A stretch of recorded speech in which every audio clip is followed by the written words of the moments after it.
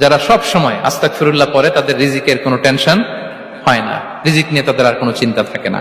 আল্লাহ নবী নূহ আলাইহিস সালাম যিনি ওনার জাতিগোষ্ঠীকে বলেছিলেন ফাকুল তুস্তাগফিরু রাব্বাকুম ইন্নাহু কানা গাফফারা, তোমরা বেশি বেশি ইস্তিগফার পড়ো, তিনি ক্ষমাশীল। ইস্তিগফার পড়লে কি হবে? ইউরসিলিস সামা আলাইকুম মিদরারা, রহমতের বৃষ্টি বর্ষণ হবে, তোমাদের জমিগুলো উর্বর হবে।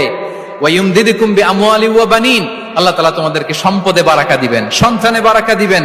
ওয়া ইয়াজআল লাকুম জান্নাতিন ওয়া ইয়াজআল লাকুম আনহারা, তোমাদের ফসল ক্ষেতগুলো সবুজ শ্যামল হয়ে ভরপুর হবে, তোমাদের রিজিকে বারাকা নেমে আসবে।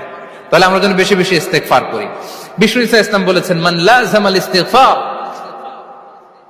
জাআলাল্লাহু লাকুম মিন কুল্লি দিকিন মাখরাজা ওয়া মিন কুল্লি হাম্মিন ফারাজা ওয়া ইয়ারযুকহু মিন হাইসু লা ইয়াহতাসিব, যে সব সময় ইস্তিগফার পড়ে তার কোনো টেনশন থাকে না, তার জীবনে দুশ্চিন্তা আসে না, আর এমন জায়গা থেকে আল্লাহ রিজিকের বন্দোবস্ত করে যেটা সে কল্পনাও করে নাই।